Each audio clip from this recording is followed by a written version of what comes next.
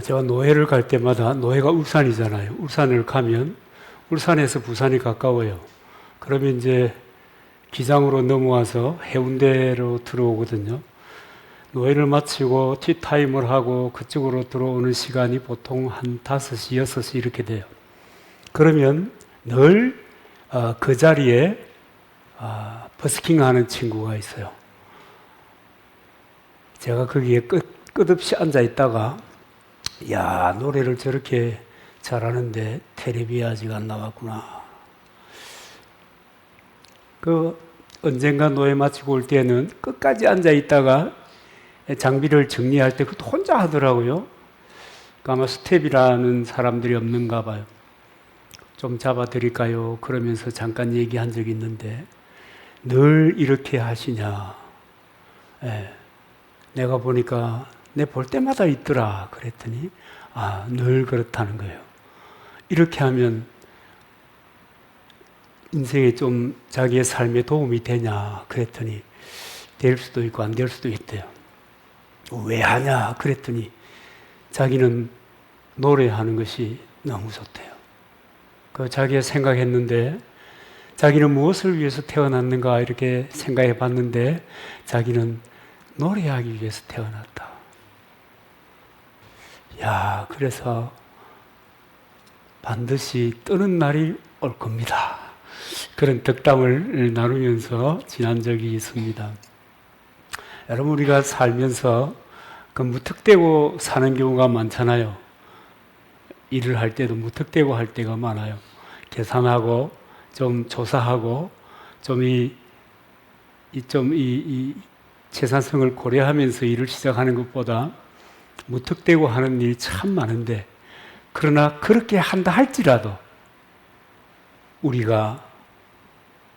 우리를 몇 가지만 정리해서 생각하면, 그 노래하는 친구가 자기를 생각해 보니까 노래하는 것이 제일 좋고 보람 있고 기쁘더라. 뭐 그렇게 기쁠 일이 있겠어요. 제가 갈 때마다 사람 별로 없거든요, 거기. 그러니까 저라도 앉아있자, 이런 거거든요. 그러면서 이제 생각하는 거예요. 야, 사람들이 무슨 일이든 시작하기 전에 정리해야 될 것이 있겠다. 그 정리해야 될 것 중에 하나가 정체성이라는 거예요. 내가 누구냐? 내가 무엇이냐?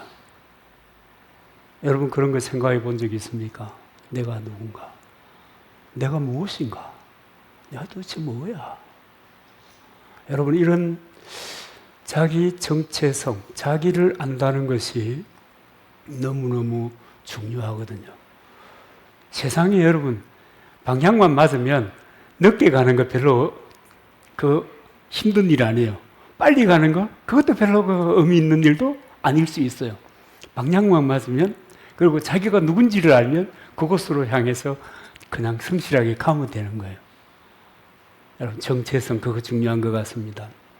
그런가 하면 내가 어떤 위치에 있는가라고 하는 이 처음이 주제 파악이라고 하면, 이 두 번째는 위치 파악이라고 할 수 있겠는데요. 내가 어디에 있는가?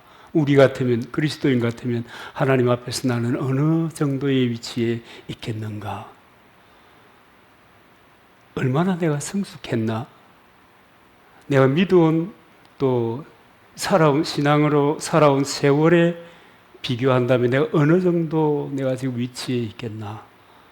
그런 거 여러분 한번 생각해 보아야 합니다. 이 공동체 속에서 나의 포지션이 어디인가? 그리고 그 포지션에 적당한 걸맞은 삶을 살아가고 있는가? 라고 하는 이런 생각, 또 이런 것들이 좀 정리가 되면은 좋을 것 같습니다. 그 다음에 또 하나는 이제 사명이거든요. 하나님께서 왜 나를 세상에 보냈지? 하나님께서 나를 세상에 보낸 나의 인생 사명은 무엇인가? 여러분, 그럴 때 그것은 내가 고민하고 성경을 찾고 하면 시간이 많이 걸릴 수도 있습니다. 어떤 사람은 순간적으로 그것을 깨달아질 수 있습니다. 그러나 하나님의 사람들에 대한 절대적인 인생 사명은 주님의 복음 앞에서 살아가는 것입니다. 이 말씀 앞에서 살아가는 것입니다. 그런 큰 전제를 가지고 그러면 나의 일상적인 사명은 무엇이냐? 내가 은사가 무엇이며 내가 잘할 수 있겠다고 생각되는 것이 무엇이며 세상은 무엇을 준비하고 있는가? 이런 머리가 돌아간다고 하면 이야, 안 그렇겠습니까? 그죠? 여러분 어떤 일이든 시작하기 전에 늘 중요하게 생각해야 되는 것은 나는 누구인가? 정체성입니다. 나는 하나님과의 관계 속에서, 사람들과의 관계 속에서, 공동체와의 관계 속에서 어느 정도의 위치에 있는가? 그리고 나의 사명은 무엇인가? 내가 지금 하고 있는 일이 있다고 하면 내가 이 일을 통해서 무엇을 하기를 원하시는가? 여러분 이런 것들을 좀 생각해 봐야 합니다. 그런데 거의 대부분의 사람들을 살아보니 사라졌더라. 살아보니 사라졌더라. 살다 보니 사라졌더라. 이렇게 생각하거든요. 그렇게 해서 살다가 일생을 살다 보니 야, 도대체 내가 뭐하고 산 거야? 그런 생각이 들 수 있겠다. 그런 생각이 이제 드는 거예요. 제가 한 번은 병원에서 그런 얘기를 했어요. 야, 요즘은 말이지 생각도 좀 깜빡깜빡하기도 하고 어떨 때는 머리가 너무 멍해. 어찌 된 거요? 그러니까 그분이 한마디 합니다. 노화입니다. 노화입니다. 지금 목사님의 나이에서 무엇을 해야 하는지 자신의 포지션을 잘 생각해 보셔야 합니다. 참, 제가 생각했어요. 야, 똑똑한 의사도 있구나. 의사 선생님들 들으면 기분 나쁘겠다. 무례한 사람들이 들어 많이 있잖아요.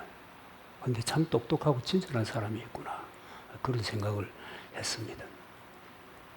여러분 이렇게 자기의 정체성이 무엇인지, 위치가 무엇인지, 사명이 무엇인지 이것을 깨닫고 나면 여러분 정말 그 사람은 행복한 사람이에요. 그것을 깨닫고 일을 하면 하고 싶은 일을 하는 것이고 그잖아요. 해야 될 일을 하는 것이고 그잖아요. 끝까지 내가 하지 않으면 안 될 일을 하기 때문에 여러분 그건 너무 행복한 거 아니겠어요? 살아보니 이렇게 왔어요. 그것보다 말이죠. 자기가 좋아하는 것을, 자기가 해야 되는 것을 끝까지 자기가 마무리한다. 이야, 이거 얼마나 멋있는 거예요. 여러분 대부분은 그렇지 못하거든요. 자기가 하기 싫은데도 불구하고 어쩔 수 없이 하는 거예요. 왜 하는지도 모르고 심지어는 하는 거예요. 하다 보니 거기까지 왔다고 얘기하는 사람들이 너무너무 많아요. 그런 사람들에 비해서 얼마나 행복합니까? 정말 비교 불가의 행복이라고 얘기할 수 있을 것입니다. 이 사도 바울은 오늘 본문 서두에서 자신을 이렇게 소개합니다. 바울. 그러니까 이제 성경 원문에는 이제 헬라말로 되어 있기 때문에 바울로서, 둘로서, 아포스톨로서, 이렇게 또 얘기하고 있겠죠. 그러니까 자기는 바울인데 사도이고 종이고 예수 그리스도의 종이고 이렇게 자기를 표현했습니다. 사도라는 것은 자기의 그 높은 이름입니다. 여러분 사도는요 높은 이름이거든요. 제 이름은 굉장히 높은 이름입니다. 이름이 그렇다고 말이에요. 지금도 조금 높은 자리에 서갖고 있긴 하지만 종은 뭐예요? 가장 낮은 이름입니다. 사도는 영광된 이름인데 종은 노예라는 말이에요. 아주 비참한 이름입니다. 그런데 이 두 이미지를 사도 바울은 한 몸에 담고 사는 거예요. 사도, 종. 이것이 자기의 바울의 정체성입니다. 이 정체성으로 인해서 바울은 이방인의 사도가 되는 겁니다. 하나님 앞에서는 사도이지만 이방인들에게 그리스도의 종으로 등장하는 겁니다. 요즘은 이 말씀을 전하고 이 사역하는 사람들이 약간의 예우를 받잖아요. 그 시절에 그런 거 있었어요? 없었어요. 텐트 메이커였잖아요. 특히 바울은 텐트 메이커였어요. 물론 그 시절에 그럴 수밖에 없겠다. 근데 우리 시절에도 마찬가지였거든요. 저도 이 시골에 와가지고 안 해본 거 별로 없습니다. 여기서 용접도 배웠죠. 집 짓는 것도 배웠죠. 한옥학교도 가서 수료했죠. 또 오리도 키웠죠. 소도 키웠죠. 유황오리 키우고 소 키우고 별의별 것을 다 했어요. 물론 그 시대에도 사도 바울이 굉장히 좀 어려웠을 겁니다. 주변 그 사역자들에 의해서. 너 말이야, 선지자면 선지자답게, 사도면 사도답게 그래야지 뭘 텐트를 쭈글씩 이렇게 짓고 있냐. 주면 먹고 안 주면 굶어. 아마 이렇게 얘기했던 사람이 있어서 그런지 모르겠어요. 제 시대에도 그랬거든요. 목사가 무슨 농사를 한다고 그래. 그래가지고 아니야. 내가 와보니까 시골살이를 안 해본 내가 렌즈 좀 돌리지. 내가 와보니까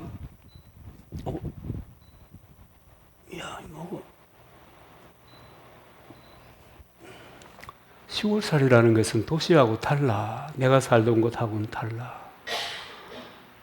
도시에는 오래된 신자들, 정형적인 신자들, 교회 생활이 무엇인지를 아는 사람들이 많지만 시골에는 그렇지 못해. 설령 있다고 하더라도 책임질 힘이 없어. 어떻게 하겠어? 해야지.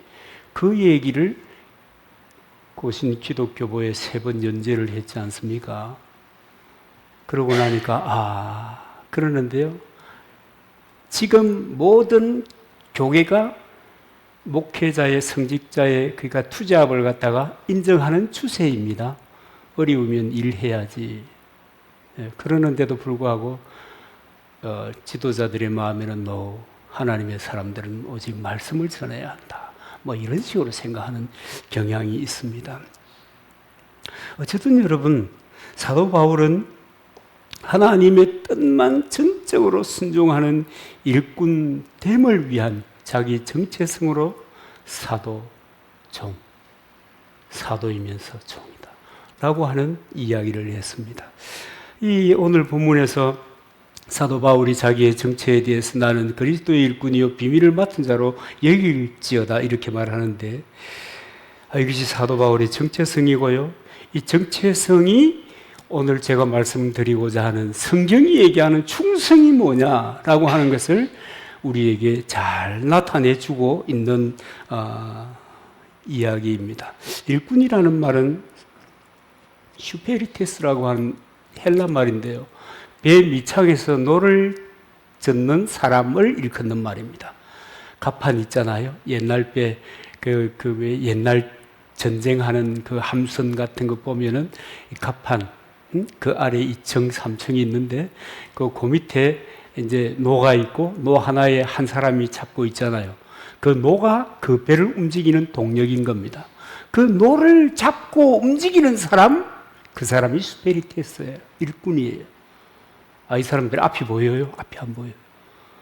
그냥 선장이 빨리 저어라 그러면 빨리 저어라 빨리 저어라 전달되면은 그저 빨리 젓는 거예요. 멈추어라 하면 멈추는 거예요. 오른쪽만 저어라 하면 젓는 거예요. 어디로 가는지 몰라요. 어디로 가는지 몰라요. 단지 선장의 이야기만 전달되고 그 이야기만 받아들이는 겁니다. 여기에 무슨 질문 없습니다. 왜 내가 세게 줘야 되죠? 왜 한쪽은 쉬는데 한쪽은 너를 움직여야 돼요? 이런 질문 없습니다. 그리고 또 질문 하나 없는 게 있어요. 그게 뭔지 아십니까? 이렇게 배 밑창에서 죽기 살기로 너를 저으면 뭐 해줄 건데? 일당 얼마야? 이런 얘기 할 수 없습니다. 그냥 주인을 신뢰하고 주인을 인정하고 주인의 뜻을 따라 주인을 위하여 일하는 겁니다. 저어라 그러면 젓는 거예요. 그게 일꾼입니다. 전적으로 모든 것을 위탁하고 가는 겁니다. 그게 일꾼입니다. 여기에 뭐 내 생각 없습니다. 질문도 없어요. 노를 젓는 일꾼이 그렇게 생명도 명예도 다 그에게 위탁해 버리고 노만 젓는 거예요. 이것이 성경이 얘기하는 충성에 대한 이야기입니다. 충성. 그런 겁니다. 우충성이는 방학했을 텐데 얼굴이 없냐? 충성이 그런 거거든요. 그 다음에 이제 비밀을 맡은 자라고 하잖아요. 이 비밀을 맡은 자라고 하는 말은 오이코노모스라고 하는 말인데, 오이코스라는 것은 집이고, 오이코노모스 하면은 집을 지키는 사람 이런 뜻입니다. 그러니까 집사, 청지기, 관리인 뭐 이런 뜻이죠. 이 사람들은 좀 그래도 자율성이 있고 또 자발성이 있습니다. 내가 원해야 되는 거예요. 안 원하는데 이리 와 임마 잡아서 너 해 이렇게 공구는 게 아니라고요. 그래서 자율적이기도 하고 자발적이기도 한 그런 그럼에도 불구하고 주인에게 충성하는 사람입니다.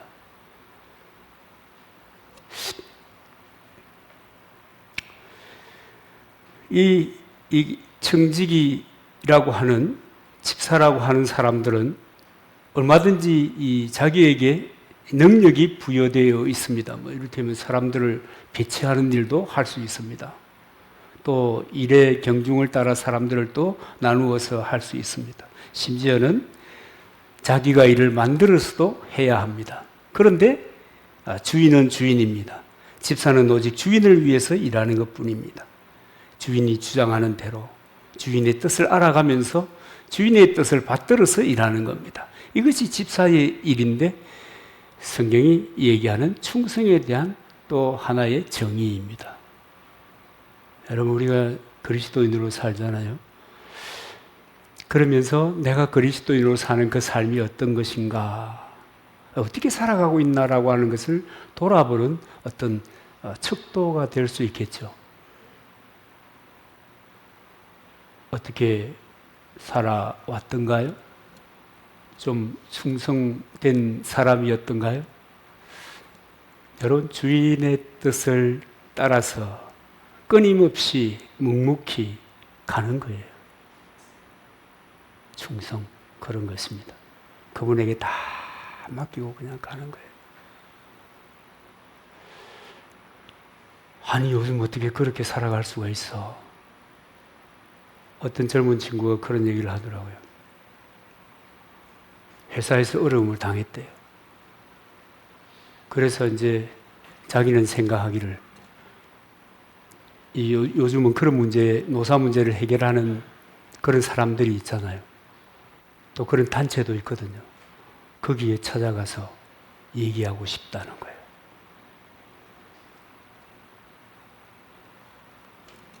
너 어떻게 하면 좋겠나? 그랬더니 그 친구가 그런 얘기를 하더라고요. 이것은 반드시 가려져야 될 일입니다. 저는 뭐 어떻게 얘기했겠습니까? 간도라.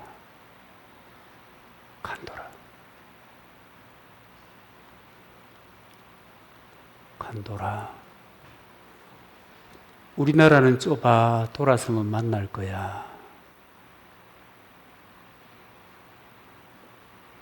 네가 최선을 잘못했어, 이 사람아. 그랬더니 그런가요? 그러면서 밥 사주더라니까. 내가 몇 마디 한 것 있어요? 저 너무 우리의 청년인데 장가를 가가지고 애들이 있으니까 아주 어려웠던 모양입니다. 몇 마디 안 했는데 밥도 사주고 참 기특한 친구.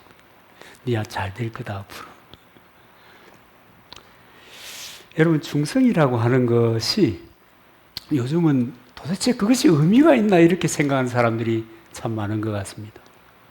내가 열심히 최선을 다해서 뭔가를 한다고 해서 그들은 나에게 어떤 그 보상이라는 것을 할 것인가, 해줄 수 있는가, 뭐 이런 생각을 많이 하는 것 같아요.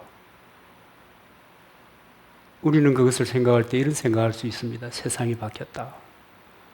옛날처럼 사람들이 교육 수준이 낮고 생각의 수준이 낮을 때는 그냥 시키는 대로 했지만 지금은 그렇지 않는 때가 됐다. 그 말도 맞을 수가 있습니다. 그러나 도대체 충성은 무엇이고, 여러분 충성이라고 하는 것이 무슨 공동체나 무슨 뭐 이런 데뿐만 아니라 자기 자신에게도 마찬가지입니다. 자기 자신에게도요. 모든 것을 비판하게 되면 여러분, 모든 것이 성장할 것 같지만 존재하기 어려운 지경에 빠지기 쉽습니다. 그 옛말에 그런 거 있잖아요. 사공이 많으면 배가 하늘로 간다. 그 요새는 또 이렇게 얘기하는 경향도 있습니다. 사공이 많으면 산으로 올라갔다가 다시 물속으로 들어간다. 들고 갔다가 들고 내려온다. 새로운 경험을 하고 아주 좋은 계기를 마련할 것이다. 뭐 온갖 얘기들이 다 있는 세상입니다. 어쨌든 여러분, 일꾼이든 비밀을 맡은 자든 정리해 보면 주인을 위해서 묵묵히 일하는 것이 충성이라는 것이고, 그래서 청지기에게 여러분 충성이라고 하는 것은 기본이라고 하는 겁니다.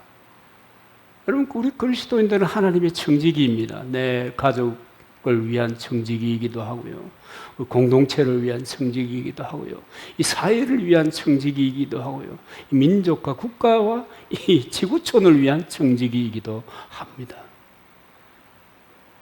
그래서 중요한 것이 내가 누구냐,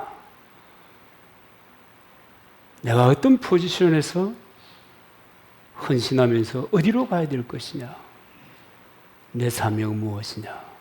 여러분, 이런 것들이 다 공동체 전체를 아름답게 만들어 갈 수가 있는 것입니다. 여러분, 그런데 이제 내가 그렇게 열심히 애써서 묵묵히 간다고 해서, 그죠? 그냥 그것이 묻혀져 버리는 것은 아니다. 뭐가 있다는 거예요? 평가가 있다는 것 아닙니까? 그 평가에 대해서 바울은 두 가지로 얘기합니다. 자기와 가까운 사람들과 먼 사람들의 평가, 그 다음에 자기 자신의 평가, 그렇게 얘기하는데요. 먼저 여러분, 너희로 불리는 가까운 사람들, 그리고 거리감이 있는 사람들의 판단을 받는데, 이것은 결국은 여러분 평판이라고 하는 겁니다. 평판, 그죠? 사람들이 수군거리는 거죠. 야, 저 친구는 보니까 될성 부르네. 싹시, 오, 튼튼해 좋아. 저 정도 실력의 인격이면 아유, 크게 될 사람일세. 평판 말이에요. 평판. 이 평판에 대해서 옛날 그 호랑이 담배 피우던 시절의 이야기가 하나 있는데, 아버지와 아들이 나귀를 끌고 가고 있었는데 처음에는 아버지가 나귀를 타고 갔습니다. 나귀를 타고 가는데 어린 아이가 이제 나귀 고삐를 잡고 이렇게 갈 거 아니에요. 그랬더니 동네 사람들이 에이가 아버지 꼬라지 하기는 저리 내가 어떻게 나귀를, 그 얘기가 들리는 거예요. 그래서 이번에는 아들아 네가 타라. 그리고 이제 아들을 태우고 이제 길을 갔는데 또 들리는 소리가 있는 거예요. 에이그 저 불효막심한 놈 같으니 나이든 아버지는 걸리고 지는 타? 에이그 자식 교육 잘 시켰다. 그걸 들었어요. 그 다음에는 이것도 아닌가 싶어가지고 얘야 넌 내 뒤에 타라. 그리고 아버지와 아들이 같이 나귀를 타고 갔습니다. 그러니까 그걸 보는 사람들이 뭐라고 얘기할게요? 저것들은 인간도 아니네. 저 어린 나귀 새끼에게 자기들 다 타고 간다. 입장 바꿔놔봐라. 저런 인간이 다 있냐. 그러는 거예요. 결국 어떻게 된 줄 아세요? 아버지와 어린 아들이 나귀를 어깨에 메고 갔다. 뭐 그런 얘기인데요. 평판. 오늘 바울의 얘기처럼 내가 나를 볼 때 별로 그렇게 평가할 것이 없지만, 이런 얘기 여러분 있잖아요. 다른 사람 이야기에 너무 신경을 쓰면 이렇게 되는 거예요. 누구처럼 돼요? 나귀 탄 사람들이 되는 거예요. 참 꼴 좋다 그렇죠? 그렇기 때문에 중요한 게 있어요. 사람들이 뭐라고 하든지 내게는 중요치 않다. 이렇게 말할 수 있는 뭐요? 뚜렷함이 있어야 되는 거예요. 자기 자신에 대하여, 자기가 하는 일에 대하여 뚜렷함이 있어야 되는 거예요. 그게 없으면 늘 사람들에게 흔들려요. 팔랑귀가 돼가지고 여기서 이 말하면 이렇게 움직여야 되고 저렇게 움직여야 돼요. 그리고 바울이 판단하는 것, 판단하는 것 중에 하나가 내가 나를 판단한다는 건데, 그런데 자기 스스로 판단할 때는 여러분 사실 별 문제가 없어요. 사도 바울이 스스로 자기를 판단할 때는. 그래서 판단하지 않는다고 그러잖아요. 그런데 세상 사람들은 뭐라고 그래요? 자기 자신을 돌아보라 하잖아요.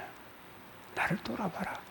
너를 돌아봐라. 너를 보는 시간을 가지고 앉아서 조용히 내려놓고, 좀 기도도 하고, 우리식으로 표현하면 기도도 하고, 좀 성경도 좀 이렇게 읽으면서 좀 곱씹기도 하고, 이렇게 지내야 된다. 전남의 말로 하면 명상도 좀 해가면서 이렇게 살아야 된다.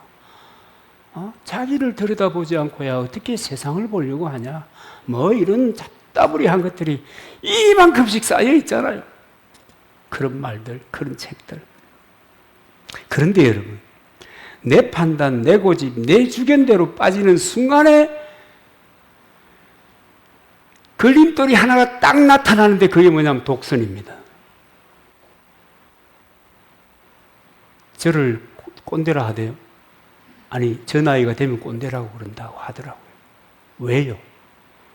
자기 조절이 잘 안 되는 거라. 이거 할 말인가 안 할 말인가. 제 나이 되면 그렇게 된대요. 그걸 가지고 너무 또 괴로워할 필요는 없어요. 그렇게 된다니까. 어떡하겠어. 평소에 자기 단련을 많이 해야 된다는 얘기인데, 이 독선이라고 하는 걸림돌이 탁 나와가지고 발길을 탁 차는데 거기 거의 다 99%가 넘어진대요. 거기에 넘어지게 돼 있대요. 인간이. 그러니까 스스로 판단하는 것도 조심해야 돼요. 자기는 지가 옳다고 늘 생각하는 거라. 내가 봐도 틀렸는데. 이 다른 것이 아니고 틀린 건데 지는 지가 옳다고 하는 거예요. 이런 일이 많아요, 여러분. 그래서 여러분, 내 판단이 언제나 옳지 않다는 것을 알아야 하고요. 내가 열심히 했다고 해서 내가 열심히 한 그것을 나의 의로 포장하면 안 된다는 거예요. 내가 준비하고 내가 확보한 그 자료들이 늘 옳다? 그런 게 어디 있어요? 자료들의 한계가 늘 있잖아요. 그 너머로 가면 다른 것도 나온다니까요. 그런 여러분 문제가 있어요. 최선은 내 마음뿐이고 내가 최선을 다했다 안 다했다라고 하는 것은 누가 판단하는 거예요? 하나님 판단하는 거예요. 하나님 무슨 기준으로 판단하는 거예요? 그 말씀의 기준으로 판단하는 거예요. 하나님 우리에게 준 게 말씀이잖아요. 영적인 음성이요? 아니에요. 하나님의 말씀이 우리에게 준 기준이에요. 이걸 가지고 하나님이 판단하는 거예요. 뭐 이를테면 사도 너 충성했냐? 잘했냐? 그런 얘기를 하는 거예요. 그 우리 영역이 아니다는 겁니다. 그분이 분석하고 판단하실 그분의 영역이라는 거예요. 그래서 사도 바울이 오직 나를 판단을 하실 이는 주시니라 그렇게 얘기하는 겁니다. 사람 판단보다 하나님의 판단이 옳다. 그래서 여러분 충성도 하나님이 뭐라고 얘기하는가에 관심을 가지고 충성해야 된다. 신앙생활 해야 된다는 거예요. 하나님이 뭐라고 얘기하는가에 대한 관심을 끊는 순간 나는 하나님을 믿는 것이 아니에요. 내가 하나님과 함께 신앙생활 하는 것이 아니라니까요. 기준을 내 것으로, 내 쪽으로 넘겨가지고, 내 생각이, 내 판단이, 그러면 그건 여러분, 최소한 우리가 믿는 하나님을 신앙생활 하는 게 아니라 기독교 신앙이 아니에요. 우리 요즘 성경 읽으시라고 가이드가 되는 글을 보내드리잖아요. 이사야 시대에도 야 그만해라 선지자가 얘기하면 시대가 어떤데 요즘에 어떤 세상인데 그런 소리를 하고 있어 뭐 이런 이야기들 우리말로 하면 그건 다 자기 생각이에요. 하나님의 기준으로 하나님의 사람들이 그 법도를 따라 살아가는 거예요. 그게 여러분 신앙이에요. 거기에 하나님께서 분석하고 판단하고 옳다 그르다 하고 은혜와 복을 우리에게 주시는 거예요. 여러분 성경에 보면 이런 얘기 있습니다. 마태복음 20장에 보면 포도원의 비유가 나오는데 포도원의 일꾼들이 일하러 가는데 어떤 사람 새벽에 9시에 또 12시에 오후 3시에 심지어 저녁에 6시 되면 그 동네는 6시 되면 안 마칩니다. 5시에 일을 시작하는 사람들이 있었어요. 그런데 모든 오는 사람들에게 오늘 품삯 한 데나리온이야 그러면서 준 거예요. 근데 나중에 이제 퇴근 시간이 돼서 줄 세워서 데나리온을 주는데 끝에서 온 사람부터 주는 거예요. 5시에 온 사람들도 한 데나리온이다. 오후 3시에 온 사람들도 한 데나리온이다.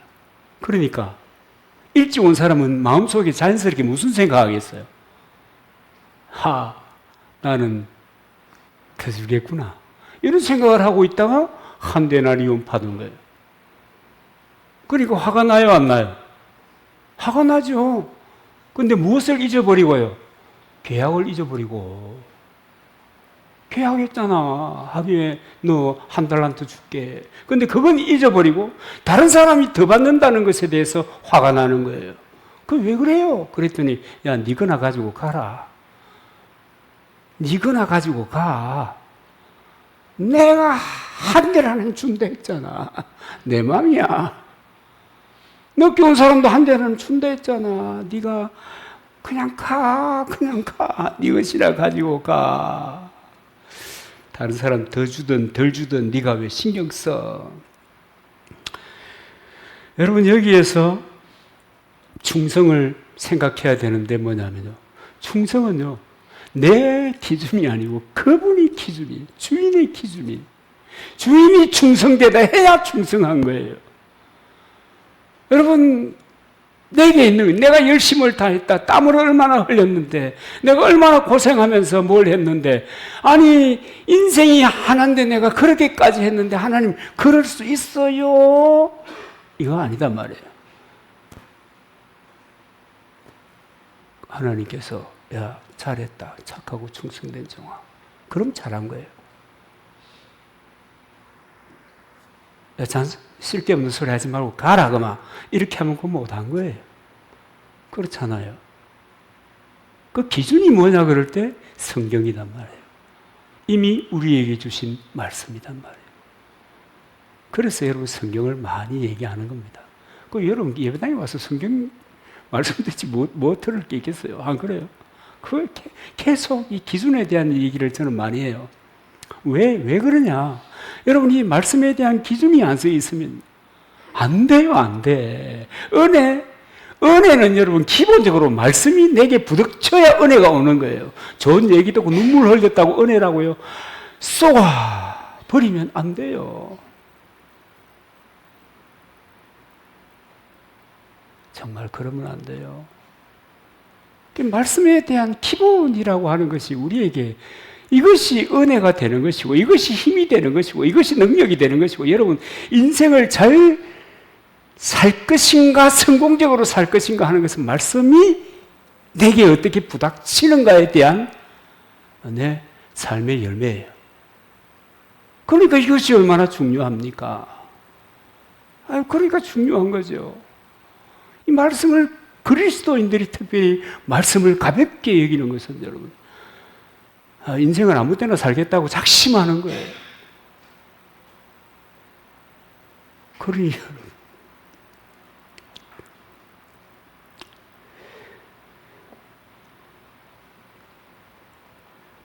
하나님과 나 사이에는 내가 해야 할 일만 내가 하는 거예요.